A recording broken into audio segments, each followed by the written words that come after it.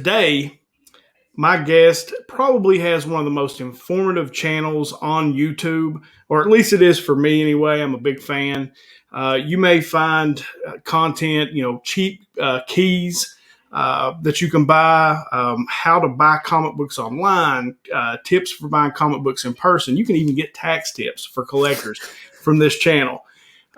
Everybody join me in welcoming to 10 Questions, Regie Simmons from Regie Collects. Thank you for having me on, brother. I definitely appreciate it. Probably the best introduction that I've heard thus far.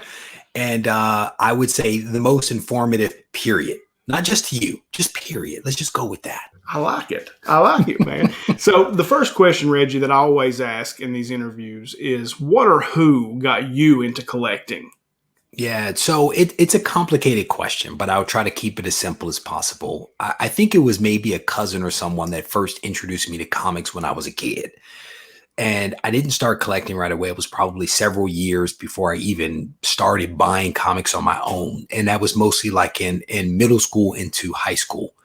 Got away from comics for a long period of time. And it was my wife that encouraged me to start collecting again at the end of 2017 into 2018. So it's a little bit of a cousin, gave the inspiration that later manifested itself. And then certainly the wife gave me the big push later in life. So what caused her to give you that push? Was it something like, I know for me, when I was same thing, almost the same story. I had an uncle, I've said it on here many times, I had an uncle who collected, who sold at flea markets, things like that, kind of got me into it. I used to love going and hanging with him. Went to college, got away from it, got married, had kids, and one day I was in, my wife and kids were shopping, and there was a comic book store, so I walked in, and I was like, oh God, I've missed you, and then it's been on ever since, and that was probably 3 or 4 years ago. So what inspired her to give you that push? She got tired of me. Right? Okay. Yeah, it was, so she said, you need to get a hobby. Yeah, that's basically what it was. So, I've always had a career. And for several years, I was a competitive bodybuilder in the NPC and then also in the IFBB, and I turned pro. And bodybuilding, as a hobby is a very selfish hobby because it's about my food, my workout, my cardio. I can't go there because they don't have this, that, and the other, right? It's a very selfish hobby, even if you're not a selfish person. So I won a show at the end of 2016. And she basically looked at me. She was like, I think you're done with this. And bodybuilding didn't put food on the table. It was a hobby, right? So when your wife looks at you and is like, okay, I think you're done. And you're done because we need you as part of the family, right? Because we had already had one kid who was maybe two and a half at the time. And then we were about to have our second. That's what she was like, you're done. But she also recognized that I'm a kind of person that if I don't have something to channel my energies into, I'm incredibly annoying, like incredibly, right? And so she's like, you need to do something. And she went out and bought me a collection for Christmas and gave it to me early in Q4 of 2017. I had my existing collection from my childhood. I spent 3 weeks merging those two collections into one, and I never looked back. I was hooked all over again. And so now she has nobody to blame other than herself for this. That's right. Yeah, it's all your fault. You told me to do this, right? Yeah. You've got. So as far as the type of collector that you are, do you like to read, or are you more about the covers, like the art? Like what draws you to the books? I think there's two things. I'm a collector at heart. I have always, since the very beginning, collected, bagged, boarded, sorted, organized my collection. Even as a preteen or teen, my collection was well organized and well taken care of. There are books in my collection now that are 9/8 that I bought when I was a kid, just because I took care of my books.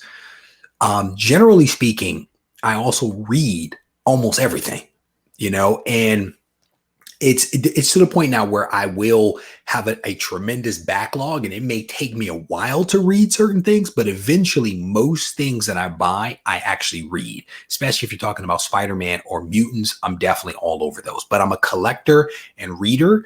And then I'm also in some respects, a little bit of a speculator and investor in some respects, right? And I do those things honestly to fuel the other side, the reading and the collecting side. Absolutely. Well, I'm much the same way. And wanted to ask somebody this question because I've always wondered this about myself. Like you and I can be pals. I'm just telling you because I am the same way. I everything I own is organized. It's alphanumerical. It's put up. I wonder what the personality trait is. That causes one to be like that. I always thought, but it almost like scratches an itch for me. You know what I'm saying? Like to be able to sit down and organize it. Like I just like it. I don't know what it is. There is something about looking at a long box and short box where everything is this in the same size bag and it all lines up. There is something about that I just find satisfying, Me too. and when you look in a bin where, and I do have bins like this, let's be completely honest, and we may get to it, but I do have bins where things aren't as organized, right? And I look in them and I don't get that same level of like satisfaction. I have a little bit of angst, but Yeah. that is also just part of the hobby, man. It's like, okay, well, I'm going to get to you and I'm going to organize you soon enough. You just wait your turn, Yeah, like where I'm sitting right now, what I'm looking at is a row of long boxes, right? And some short boxes. And then to my right is a long box full of books that I haven't organized yet. Because I have to go through and see what the keys are. I have to mark them. I have to, put on, if it's a key book or a first appearance or something like that, I have to put that on the book. And then, I've got this whole process that I go through. So, like I said, I completely understand what you're saying. And you're right. There is something about it where it's not near as satisfying when it's like that. Like I'm going to have to get to that box very soon or it's going to drive me nuts. So, so question 2, and it really kind of goes back to the family. And the question was like, how does your family and your friends, how do they feel about the hobby? And, because obviously you've had some success here on YouTube. The collection's pretty massive. Like how do they feel about it? Like your kids, are your kids into it? Yeah, my kids are still young. They're like 6 and 4. So they don't fully appreciate it, right? We go to storage oftentimes on Saturday and Sunday. So they definitely enjoy going to storage and being in there with me and in there looking at all the comics, hunting. But that's because they get snacks and iPads. So that's part of it, right? Sure. But they always will ask on the weekends, are we going to storage today? So my kids kind of sort of get it, but don't get it. They know that this is dad's room and it's full of comics, and they come in here and we talk about some of the things that are on the wall because they also have the toys and they watch the cartoons and they have the apparel, right? So there is a connection between what they have and what I do in here. When it comes to my wife, she's very much hands off, right? She's like, that's your thing. She tolerates me for like, the little anecdotal stories that come up, about I'm looking for this book or I found this book or I'm going to storage and, well, what did you find at storage, right? Friends don't necessarily fully appreciate it, to be honest with you. Even though I'm on YouTube, it's not widely known that I do this stuff, right? And even when I do work calls, I blur my background if I'm in this room so people can't see. But I've had some work people that are like, so what is on your wall? Can you take the blur off so we can see what's up there?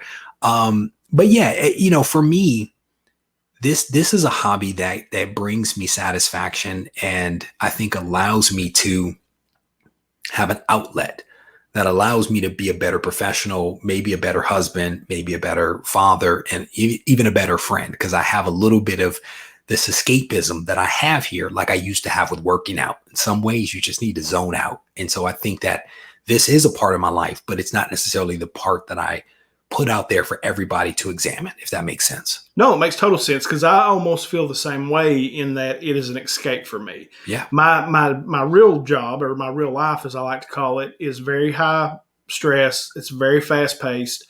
And when I get to come into my room and just chill out with my books and read and, and like I said, sort and look stuff up. And, there's an escapism to it. And even reading the books, like my brother-in-law has told me many times, he said, your life is so chaotic outside of home. He said that reading a comic book to you is almost like escaping the real world. Yes. And I think there's definitely something to that for sure. It allows you to have that moment to yourself where you get to, recharge, energize, and then re-engage after disconnecting for a little bit, and, my wife reads a lot of novels. Like she set a goal for herself to read 100 books this year. and she reads like nobody's business. And I'm like, well, I'm gonna crush her goal in like 2 months, because I mean, I read a lot, but it's again, it's something that I enjoy. She has a different level of enjoyment. And at the end of the day, if it makes sense for us as individuals and us as a couple, then it works.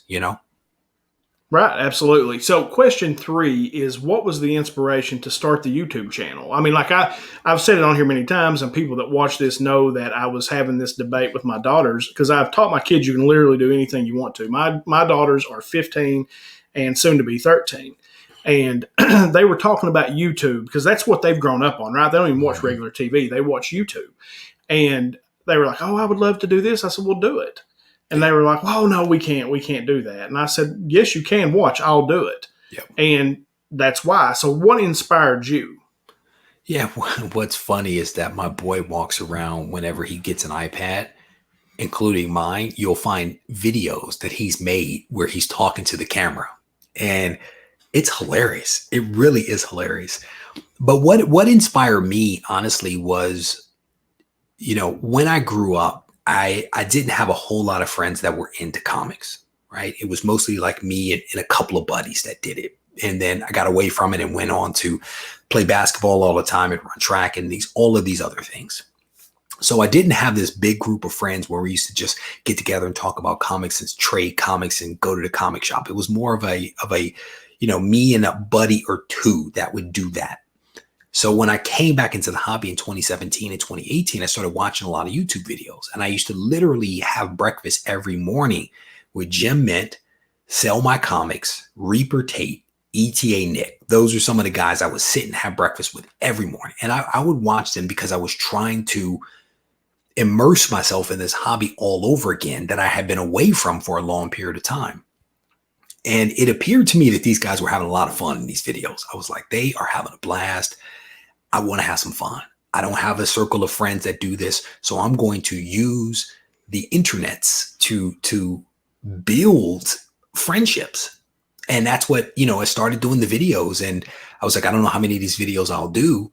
And, fast forward 3 years later, I'm hundreds of videos in, but it honestly just started as me wanting to have fun, me wanting to connect with people, to talk about something that I enjoy. And I knew that there were other people out there that enjoyed it and were having fun. Like you said, you and I can be buddies. We can absolutely be buddies because we both like comics. That is a commonality that we share. Even if we like different stuff, you like comics, I like comics, we can be friends. And that's my everyday. I literally talk to people every day around the world just from the simple fact of, you like comics, I like comics, let's talk. It's something, Reggie, that I've found that's probably been the biggest surprise to me. Because, when I started doing the YouTube channel, I didn't really know what to expect because I didn't watch a ton of YouTube. I was like you. I watched Jim, Very Gary, Comic Tom. That's, kind of started watching those guys all the time. I didn't realize the camaraderie that was going to come with it, because that's wasn't necessarily what I was seeking. I was trying to prove a point to my daughters, that I'm an old man and I can go and do a YouTube channel. You can do anything that you want to do. And I found something that I didn't even know I was missing. That was unexpected. And it was so unexpected to me because I was like, I can't make friends over, the internet or whatever. That seemed so silly to me. Yeah.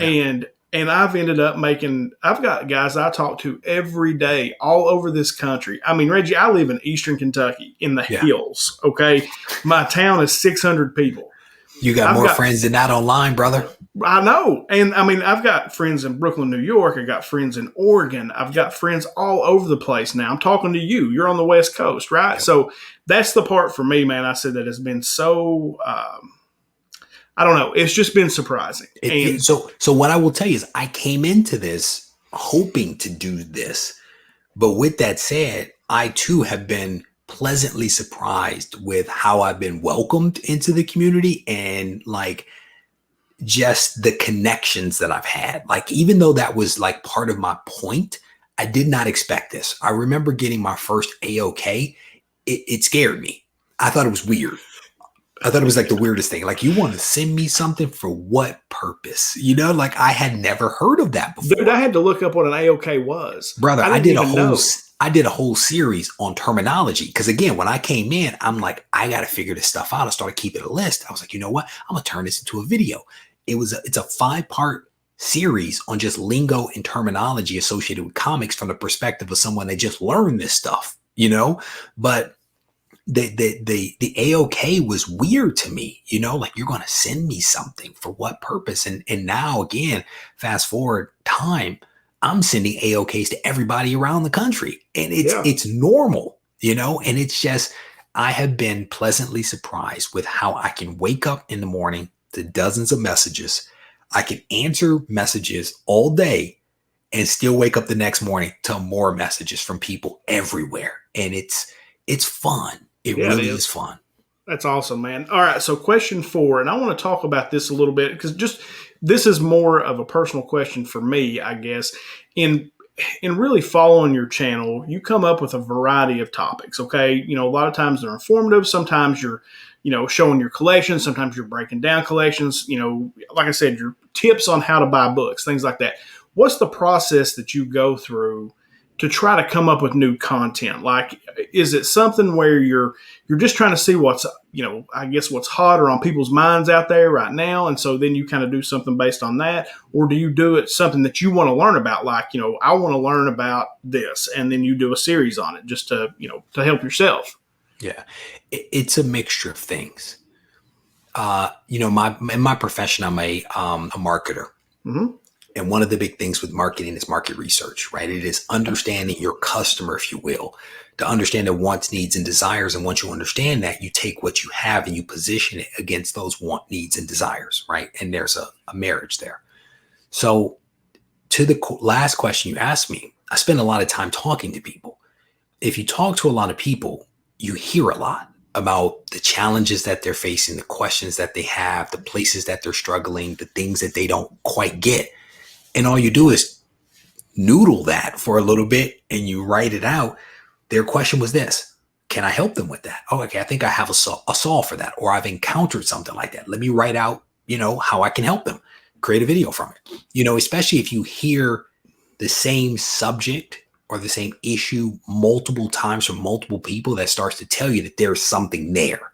And if these 5 people have that question, how many more have that same question? So you create the video, and before you know it, people are like, yeah, I always wonder that. Like, I did a video recently on wavy comics.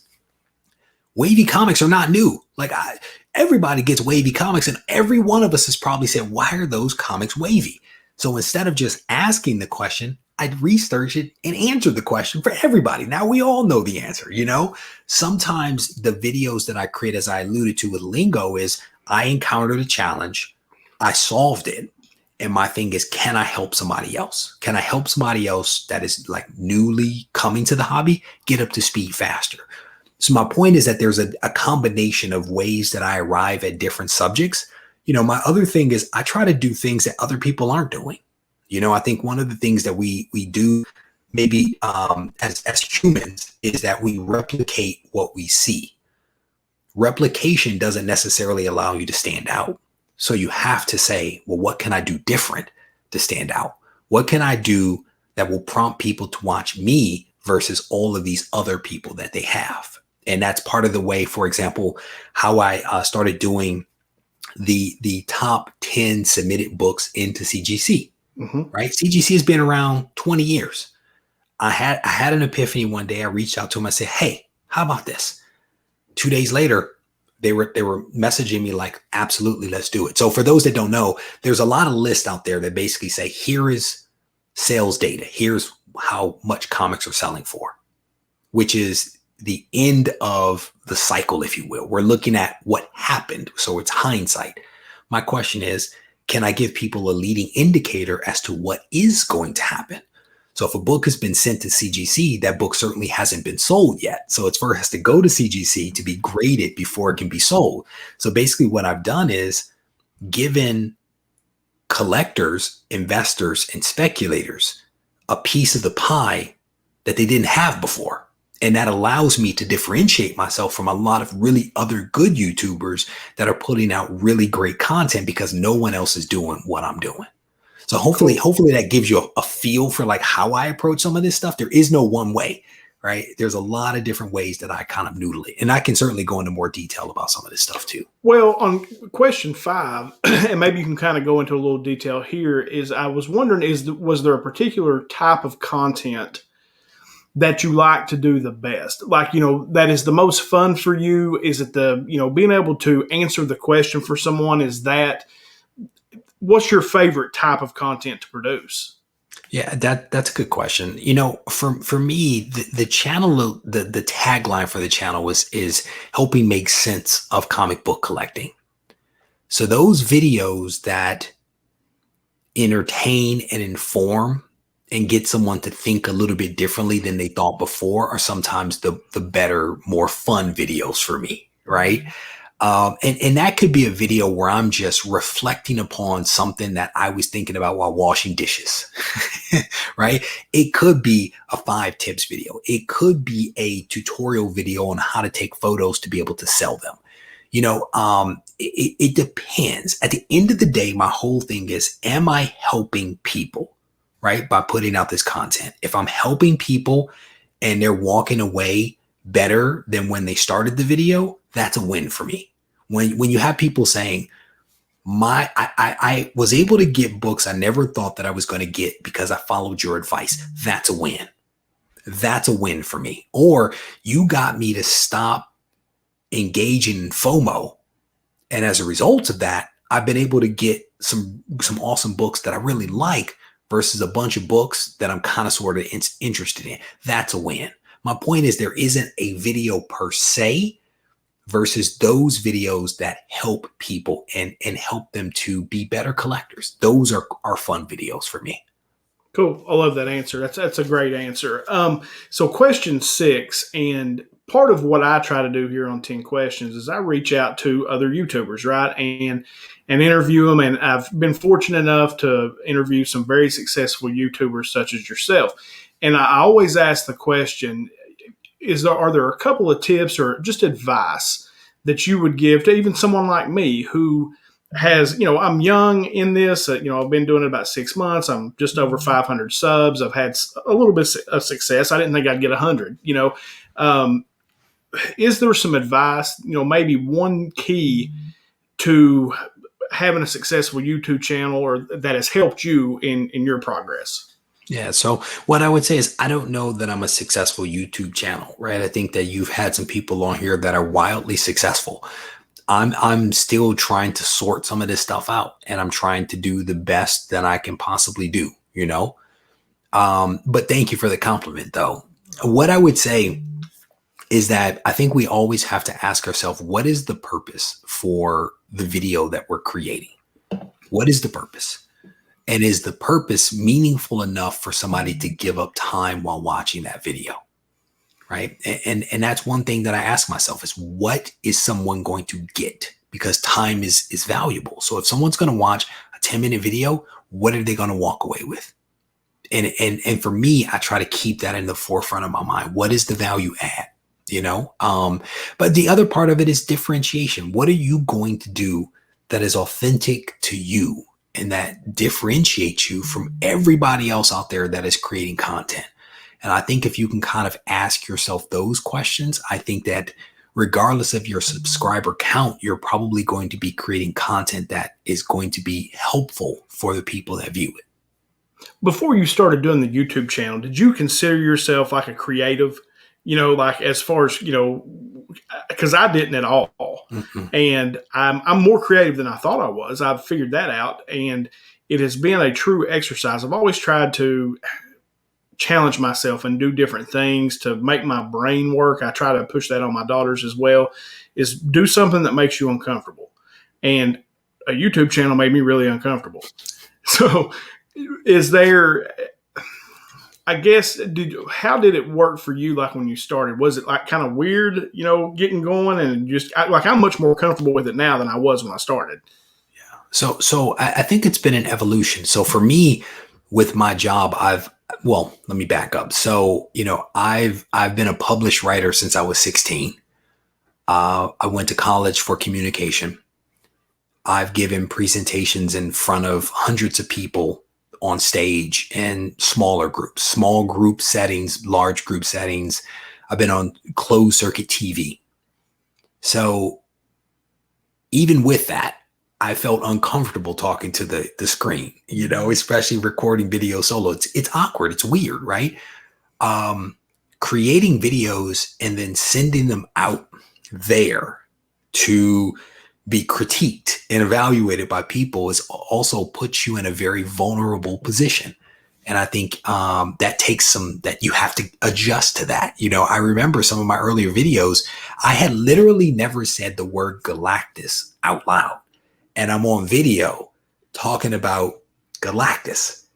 And I said it incorrectly. And someone commented in the comment section. That bothered me for days. It bothered me for days, So you also develop a thick skin for not criticism, but just for me, mistakes that I make. I've learned to let that stuff go, But well, yeah, that happens to me. That happens to me a lot because I have an accent.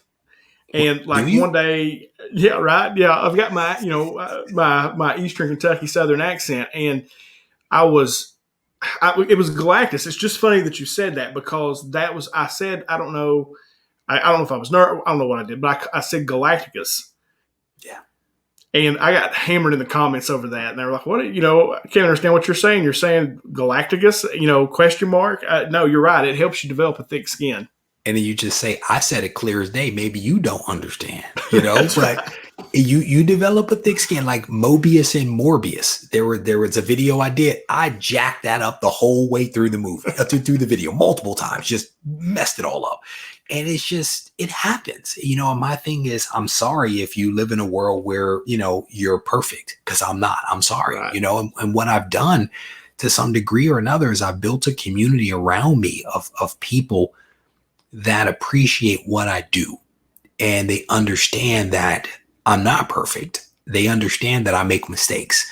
And they understand that I don't put myself on this pedestal of perfection, right? I'm full of flaws. Some of my videos come out and they have errors. And I'm like, sorry, I did the best that I could. I messed it up. I'm sorry. And they're like, hey, no big deal. But I've built that, I built that over time, and I think the people that watch my videos know that I actually care. And they know that if you send Regie a message, Regie responds to you and gives you an answer. You might not like the answer, but you get an answer. And if he occasionally makes some mistakes and jacks something up, most people are like, hey, no big deal. So question 7 is, are there any particular missteps, like again, for a young YouTuber like myself, are there any particular missteps that you made that you could say, hey, it's like your dad would tell you, when you're growing up, like, son, I did that. I already screwed that up. You don't have to make that mistake. Is there anything like that you could kind of share that, hey, yeah, I messed this up. Don't do this. Yeah, there are comments that people have made to me that I've initially discarded. And then upon reflection, realized that while they said something in a manner that was not constructive, what they actually said was extremely helpful to me. So I had someone say, basically, your thumbnails are ugly and they're jacked up. And I was like, okay, cool. Thanks for the feedback, And then upon reflection, I realized that what they were basically saying was that my thumbnails were not set up so they could identify which videos out of all the videos were mine. I didn't realize that that's what they were saying, but that's what they were saying. They were like, you need to standardize your thumbnails and so that I can watch your videos, and I revised my thumbnails as a result of that. Fast forward about a year or so, someone said, you should put your face on your thumbnail so we know it's yours. Because I ended up doing like a logo. And I discarded that. I was like, that's egotistical. And I don't want to be egotistical. And again, what that person was saying was, you need to help us find your videos. And it's almost like branding in a way. You're branding yourself. But it's using your face, which made me slightly uncomfortable because I did a logo. To me, that's branding, right? But what the second person was saying, first person said, we need to identify it. So I did the logo. Later on, it became, you should use your face. That is easily identifiable. And I discounted it at first. And then I was like, you know what? I'm going to take some photos and I'm going to stick my face on there. And as a result of that, there was a 43% increase in click-through rate of my videos of no face to face. Really? And I did an A/B test. As soon as that happened, I went all face all the time. Interesting. But that was one of those ones that someone said it and I just discarded it and then realized what they were trying to do was to actually help me. You know, I had another person say to me, you know, because when you create this content, you know, there are lots of ways that you can monetize what you do. And one of them is through Google Ads, right? Another way is through all of the other stuff that you can offer people to buy. And I had a guy say to me, he said, I'm not just going to buy any old stuff you put out. You have to put out something that is high quality, that is actually helpful to me. And as a result of him saying that, a lot of the things that I offer up actually have some utility. Like I came out with box cutters. People love them. I came out with cleaning kits because they're helpful and a series of videos that show you how to clean comics, you know? So it's like from that comment, which kind of sort of hurt my feelings initially, but then upon reflection, realized that what this person was saying was don't just put out stuff. Do something that is differentiating and actually helpful to us as collectors. And so because of that, you get all of this stuff that I think is super helpful. That's awesome, man. I love it. All right. So a couple questions here that are kind of specific to the community or, you know, into the comic book game. And really kind of inspired from some of the videos I've watched you do. So what do you believe is the biggest challenge to the comic collector today? High values of comics. Yeah, it's really kind of crazy right now. And I said, I don't know if it's COVID. You know, everybody was stuck at the house and was looking for something to do, and all of a sudden these values shot up. And I know you just recently did a video on this very subject. Talk to me, kind of go into depth. You don't have to do what you did in the whole video, but just kind of talk about that a little bit. Well, I don't remember the video, so you might have to remind me. But I think that there are a number of factors at play that are driving the prices of comics up. You know, I think that there are people that are sitting at home that are seeing these crazy prices and they're like, well, I've got comics. Let me go dig out my comics. You know, I talked to a guy the other day. He hadn't touched his comics in 25 years. Lo and behold, he has some amazing comics that he hadn't touched in 25 years. And so as a result of that, now his comics are coming onto the market and being sent off to CGC and he's consuming content. With COVID, a lot of people are at home. A lot of people are watching YouTube videos. From the time COVID hit to now, views have been incredibly high like they were not the year before because people aren't going anywhere, right? And so people are sitting at home.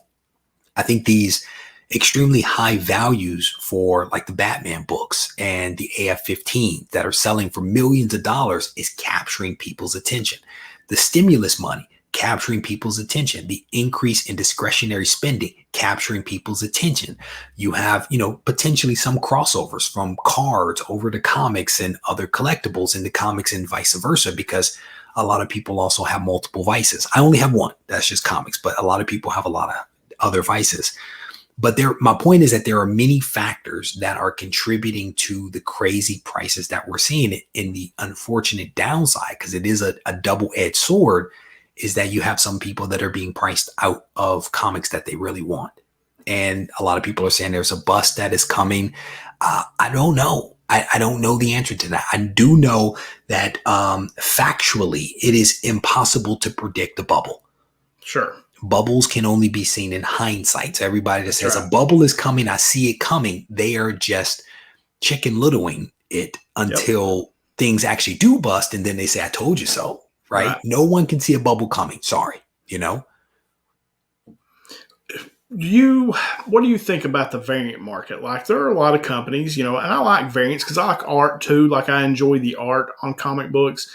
I do sometimes feel like there's maybe too many variants out there in the market.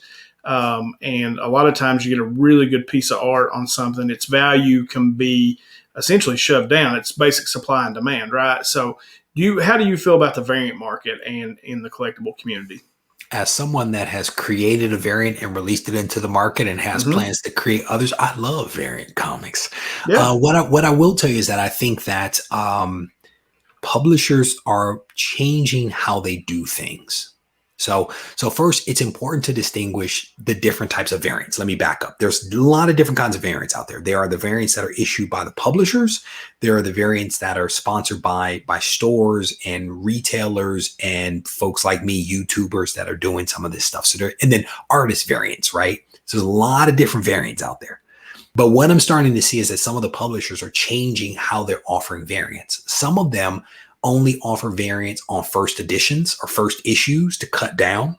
Some of them, they have, I'm making this up, 10 titles. You might, in a given month, only have the option of doing 3 of those as a variant cover, right? So the publishers are starting to change how they're offering the variants, I think because there have been so many that have been hitting the market. And I've seen this with Boom Studios. They've made a little bit of a shift. Image, Skybound has made a little bit of a shift. I don't know about DC and Marvel, whether they're going to shift that way.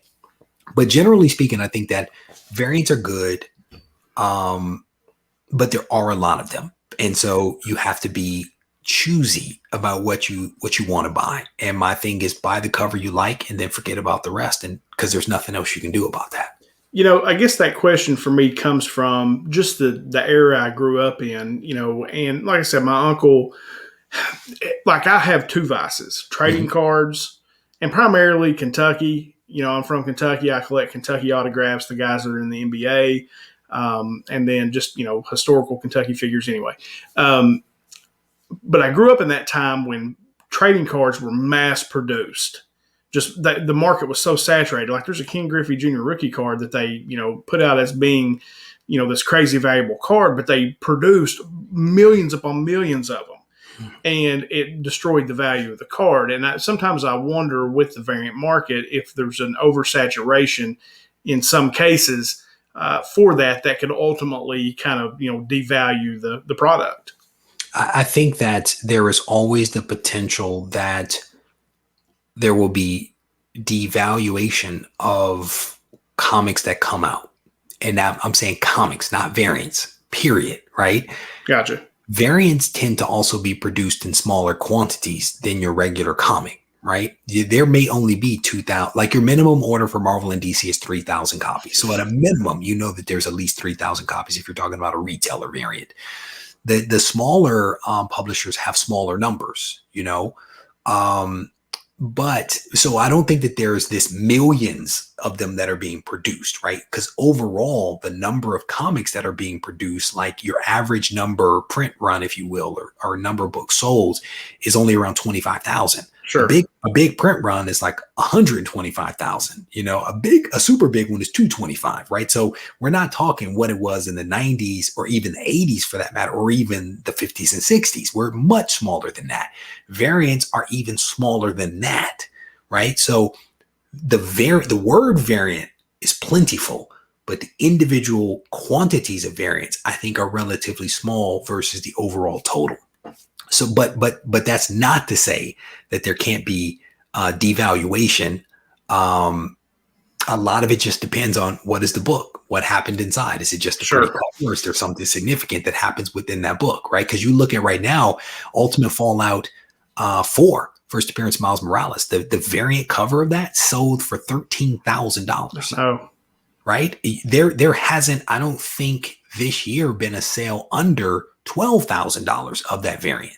So it just depends. It depends upon the book and depends upon what happens and who did the cover, because that book is crazy expensive. I just wish I had a copy.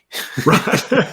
Well, like I guess the book that comes to mind for me, it just feels like there are 1,000 Venom covers. Yeah. There's just 1,000 of them. And that was like always a question in the back of my mind, because I was taught to look at it this way by my uncle as almost as an investment. There are books that I have that are not in my home. They're in safety deposit boxes. They are 100% investments. Mm-hmm. The other books I have, I think I want them, then I'm like, I don't really need that. I want this other book more. So I'll sell those and do that. And that's what makes the game go round, or, that's really the best part of the hobby. Yeah. Yeah. Go ahead. I'm sorry, I cut you off. No, please. you go ahead. No, please go ahead. Yeah. I mean, I think that everybody has to do what makes sense for them, because and you're not saying this, so please don't hear it that way. I'm not one of those people that tells people how they have to collect, right? Sure. I give people cautionary notes, kind of like what you just did with Venom. That gives me pause. My response, don't buy Venom, Sure. And it's like, I think what you do is you give people things to think about, and you allow them, grown people, to make informed decisions about what makes sense to them. And I never push somebody to do something, and it's like, if variants give you pause, don't buy variants. You know what I'm saying? Like, for me, It's like super simple, because I also don't buy a ton of variants. Like, I'm not an anti-variant. There's some that I like, there's some that I don't. But if I'm gonna buy one copy, oftentimes it's just going to be the A cover, because I'm fine with that. That's me. That's how I look at it, Reggie. I don't play that game of, let me buy every single variant. I don't, well, let me back up. I did that recently. And I did it. I did it because I love the book. Like, I read the book and I was like, I'm buying every single cover I can find of this book, because I read the book and I just loved it, and that's why I did it. Not so much for the investment purposes of it, but it made me happy. And that's why I did it. Yeah, no, I'm more of a cover A guy. I will occasionally buy variants. I'm like you. If I dig the book, then a lot of times if I read the book and then I go back to the shop and I see the variants there, a lot of times I'll grab them. Yes. Just because, I don't know, just because of the way the book made me feel, or, I just liked it, like you said about the book you read. All right, so question 9. And this actually, you kind of talked about it earlier. It's why I wrote the question. Mm-hmm. I've heard multiple people that I have fell in with in this YouTube community are asking this question. And I knew you had done a video on it previously. I even mentioned in the intro, but it has come up a lot, how to basically tax tips for the collector, right? So people who are doing YouTube channels, like, I will buy mystery boxes and open them up. My accountant has suggested that I basically have ran a Schedule C for the last couple of years, shown a loss. I'm eventually going to have to incorporate and start an LLC and run it that way, especially if I'm able to get monetized on YouTube. So I wanted you to talk a little bit from your experience, just like tax tips, like for people that are YouTubers or collectors that are buying mystery boxes. Like, what are some tips from the tax standpoint? Yeah. If you are making money, you need to claim that income on your tax return. Like, hard stop. I had a buddy of mine that's a CPA that's been a friend for 20 years that came on the show. And if you took nothing else away from that, that is the takeaway. If you're making money, you need to claim that on your tax return. I think keeping proper documentation for me is like a challenge, because I'm on the eBay app, I'm on Shortbox app, I'm emailing some private dealers, buying books here, buying books there. I'm not writing that stuff down, So I'm trying to be much more thoughtful in collecting my receipts for the purpose of other things. And one of the things that I do content for a company, and they pay me. I take some of those proceeds and go buy books. And it's important to remember, I received this amount, I spent this amount. The net is what I need to declare, right? I need to keep track of that stuff, because I wasn't keeping track of that. And I'll be completely honest, the financial success, if you will, that I had in 2020 was unexpected. Like, I didn't realize what the influx was until I received my PayPal statement at the end of the year. And I was like, I might need to do some things differently, right? But I think the big thing is keeping track of what you're doing, capturing your expenses, classifying yourself as a business, and just saying that you are a business and that it's not a hobby. Because if you declare yourself to be a business, then you are in a better position to take more tax deductions for things that are business expenses that otherwise would not be deductions if you called yourself a hobby. And so if you're making a profit, if you're creating content for the purpose of that, if you're buying and selling books, just call yourself a business and it will be more advantageous for you. And again, I'm not a CPA, talk to your own tax people, but from where I'm sitting, that is the safer way to go. Yeah, for me, it kind of started out because I needed some deductions. I needed some things, and I was talking to my CPA. I own a couple businesses and do some other things, and we were kind of chatting, and they were like, "Okay, do you have any hobbies? Do you have anything like that?" So we kind of started there with the Schedule C, just kind of filing it through the Schedule C. Well, it's come to the point now to where I'm going to have to go with an LLC so that I can deduct the real business expenses. And, and they told me that was fine, to get started that way. But now that I'm doing this and I'm buying mystery boxes, I'm able to write that stuff off. It's actually, but I recommend you go check that video out on Regie's channel because it was actually pretty informative. And I have, Reggie, I've had multiple people say, "Hey, should we start, should I, start an LLC? Should I do this? Like what, kind of write these mystery boxes off that I'm doing?" I said, "Yeah, but if you sell that stuff, you got to claim that too. Yes. It's not just the loss. You gotta make it work out." So, all right, man. But again, that's a great example of taxes for us as hobbyists or collectors. I don't think I've ever seen anybody talk about that on YouTube. Right. And there are a lot of people creating content that I don't think anyone had touched that one, but I did it because, again, I talked to a lot of folks and I'm like, well, if you've got that question, I had that question and this person has the question, who else has the question? So let's get an expert that can give us the details to help us all out. And that video, I think, was pretty well received. And it was time to help people with their tax submission, right? That's why we did it. It was about a month ago that it came out. It was roughly a month ago. I don't know the exact date. You remember better than I, brother. Yeah, it was about a month ago. I watched it because I'm getting ready to go through the whole tax thing. That's why I watched it. So, and you're right, man. And that's kind of the genius behind some of those videos is because I bet I've had 15 people have a conversation, just people that I'm associated with through the YouTube thing that have had that question. So yeah, if you're watching this, go to Reggie's channel. Like I said, it's about a month ago. Go find it. I think it's Tax Tips for Collectors. It's how it's tabled, something like that. So, something like that. If you search for Regie Collects taxes, you'll probably find it. Yeah, you'll get it. All right. So question 10, last question, just a softball, just because I wondered. Any grails that Reggie's chasing this year? Oh man. So a lot of people have asked me that question. I never answer it. What I will say too is I'm on a buying freeze because I'm trying to relocate my family. So I'm on a buying freeze because that's the responsible thing to do. With that said, I am going to divulge, I think, the one book that I have on my board. I have one book that is written on the board right now. It is Hulk One. Hulk One is a book that I want. I read this book more than a year ago and I was like, Hulk is great, and I had never read it before. And it was about a year ago. I was like, this is a good book. Ever since then, I've wanted to get Hulk One. So that's one book that I'm hoping to get in 2021. Awesome.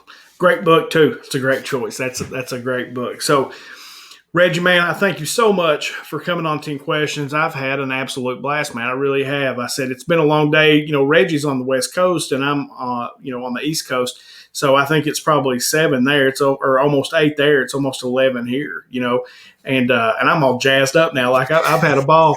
It's been a lot of fun. So, but yeah, go over. I'll put, links to all Reggie's stuff down in the description below. But like I said, I'm sure if you're watching my channel, you know who this man is. Like I said in the intro, one of the most informative channels, a lot of great content, and just a genuine guy, I think, as you've seen here tonight. So, Reggie, man, appreciate you so much for coming on. Thank you, brother, for inviting me. I don't always get a chance to do stuff like this, but whenever I do, it's nice when I actually enjoy myself. So thank you for laying out the carpet for me. I'm not going to say red carpet, but the carpet, maybe blue carpet, Kentucky, right? Right. But I appreciate you taking the time to chat with me. Yeah, cool, man. All right, guys. Last thing, always drop. Right now, I've got the temporary promotion going on with Street Level Hero LA. It's a 10% off discount code. It's STC10. But the most important thing is if you go to Street Level Hero and you make a purchase, 25% of your purchase will go to the American Cancer Society for cancer research. It's a very, very important cause for me And JP was cool enough to, kind of team up with me on that. And it's went very well so far. So I appreciate the support on that. So you guys go out there, use that code, and raise some money for a good cause. All right, guys, this has been 10 questions. And as I always end these things, until next time.